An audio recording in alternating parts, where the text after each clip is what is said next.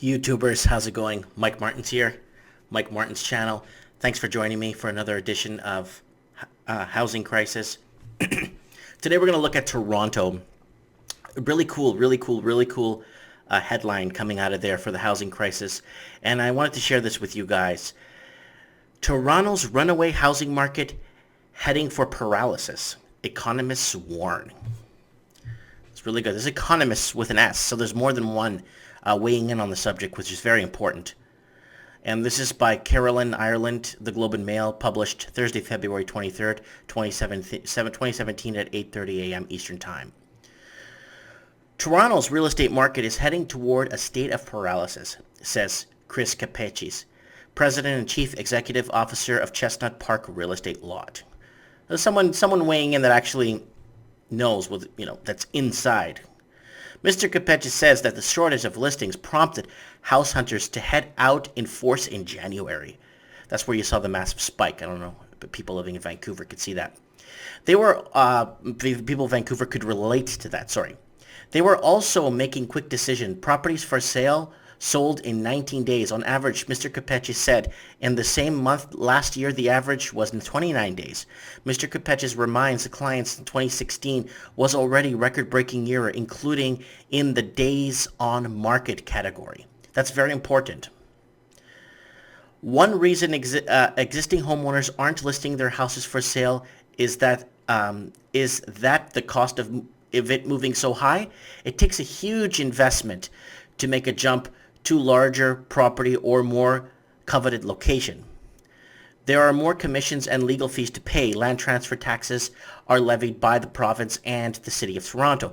So, so if everything's going up so much in price and everyone's willing to sell, it's not like they sell for $1 million and they want to upgrade, they got to pay 1.4, 1.5. So they're putting themselves in a really higher risk predicament, right? So, unless they're selling and they're moving to Kentucky and they buy a house for 90 grand. That's fine.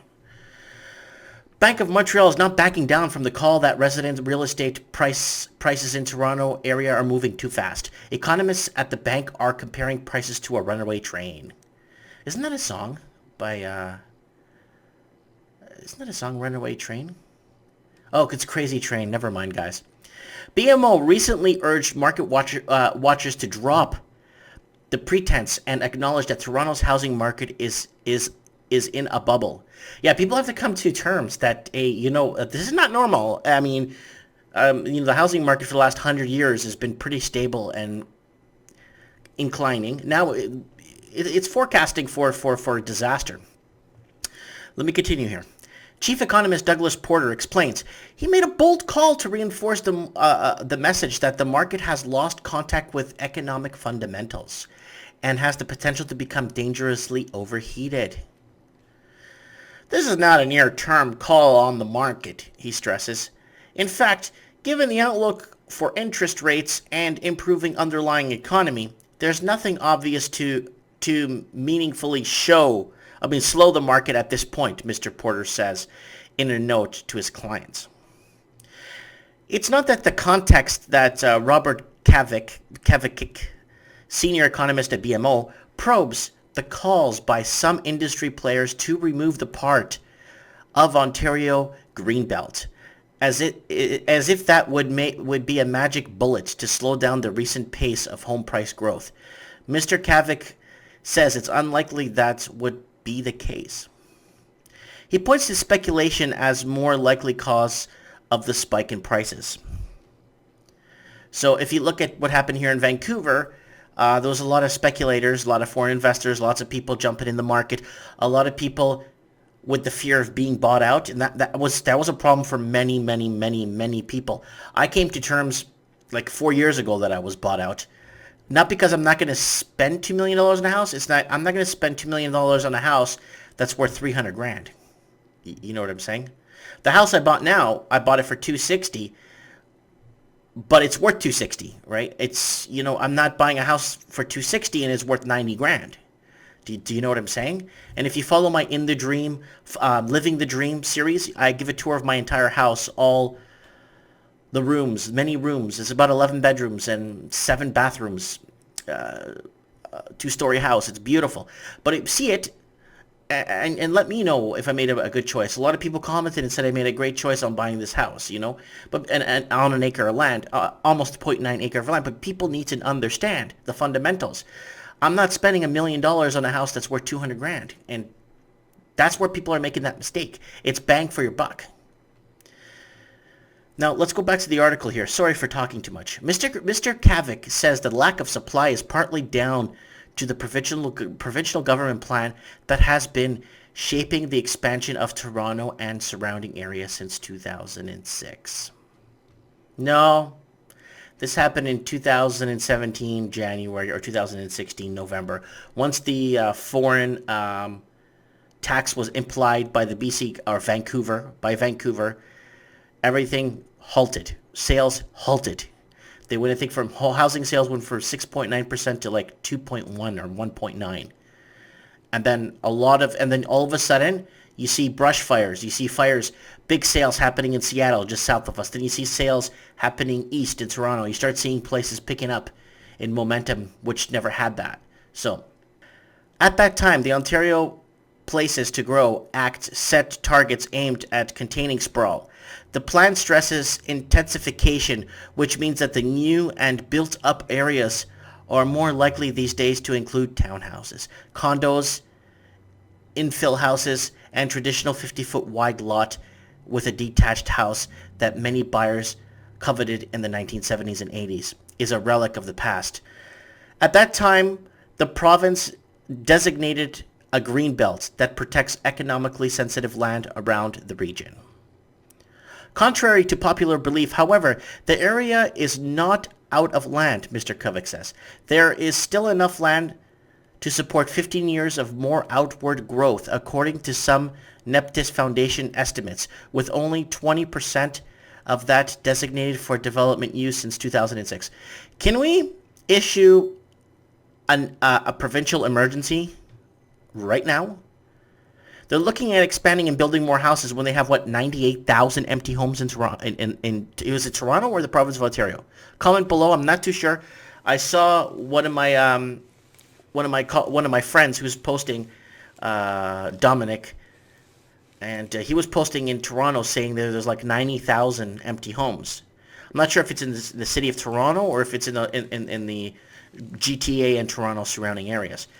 That's huge. That should be an emergency, because multiply 90,000 homes by 3 or 4 people living per home. That's almost 380,000 people not living. Misplaced people. Then he goes on to saying here, simply removing the greenbelt therefore won't bring any more supply to the market. Mr. Kovic says intensification is a bigger issue because municipalities are approving more condos, semis, and townhouses. Older detached homes are being torn down and the lots divvied up. You know why? Because when you move into a condo or a townhouse, you have to pay strata fees for the rest of your life. And I know a couple of condos, like in downtown Vancouver, where the one-bedroom strata fees have gone up to $660 a month for a one-bedroom for the strata fees. $660 for strata fees. That would be a $150,000 mortgage or $125,000 mortgage at what the rates are right now. Without question, this focus on density has pushed prices up for detached houses on sizable lots. Meanwhile, opening the greenbelt land wouldn't help much because there's no transit system through those farms and forests. Mr. Kavik looks at the charts and numbers and points out that the rate of price of appreciation in the past several years, which have clocked an annual rate of about 8% for single-family dwellings and 4% for condos, was moving more or less in tandem with the population growth and economic trends. But over the past year, those growth rates have suddenly ballooned to 24% and 18% respectively. Okay, there's something wrong. The market's severely overheating. Clearly something else like foreign investment and or increased speculation is at work. And simply removing part of the greenbelt is not a policy. Move that in any way, it's going to stop what is now a runaway price train. David Mandani, economist in Capital Economics, has long warned Toronto's housing market is frothy. He believes that the bubble is about to swell to an even greater size. The rate of the house price inflation could reach almost 25% this year, Mr. Mandani warns, as he points to the sales to new listings ratio, that this would be a rise from 21% jump recorded recently. That's crazy. That is ludicrous. With the banks giving out loans at 0 and 0.5%, people are taking the free money. They're buying these homes, and what's happening in Australia, and New Zealand, they're taking that equity from that 1 year, 21% growth on a $400,000 house. They're taking that equity and they're buying big ticket items like big cars, trucks, motorhomes, and it's not good. You know, people are not banking on their futures, or they're not thinking 2 generations ahead. Mr. Mandani says that market watchers are pointing to the desperation of first-time buyers. That's the problem. It's the working poor, first-time buyers. As the reason prices are rocketing ahead so quickly. But he believes investment mania is partially responsible. Move-up buyers are another factor, he adds. Move-up buyers, like I said, right now in a heated market like this, you're going to sell for good, but you're going to have to pay an extra $300-400 large on what you have now to get something better. And that's very dangerous. You got to check your TDS, make sure your variable rate mortgages will fit. If you have a variable rate, make sure it fits. If it goes up 2-3%, you're hooped on payments. Or, like I said, if you move and you sell your house, let's say $800,000, and you move to Miami and you buy the same house with a pool, probably bigger with land, for $200,000. If you did that, but people aren't doing that. They're staying in the region. In Toronto, Mr. Mandani seasonal adjusted calculations show sales dipped to their lowest level in 6 months in January, but listings dropped more steeply. He's waiting to see if listings will recover as the market moves toward its traditional peak in May. Some mortgage lenders have found innovative ways to circumvent the tougher mortgage insurance down payment rules introduced by the government last year.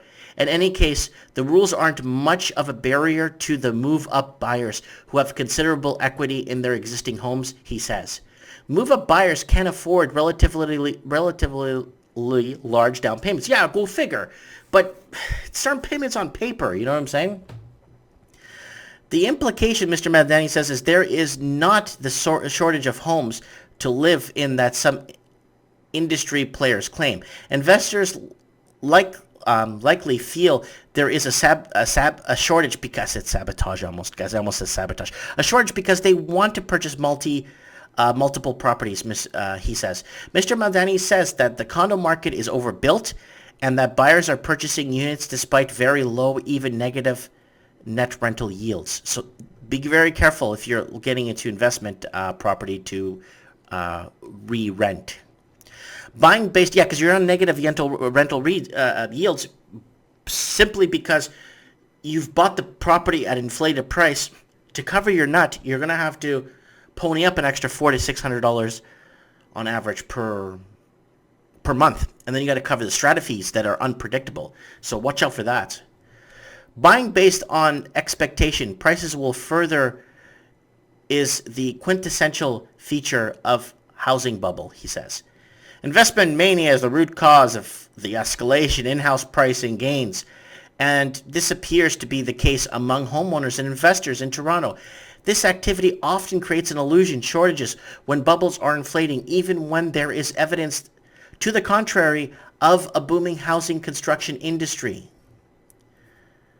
Once these types of housing bubbles burst, the price slumps in the years that follow. Complaints of shortages are recently heard again until the next bubble begins to emerge. But what about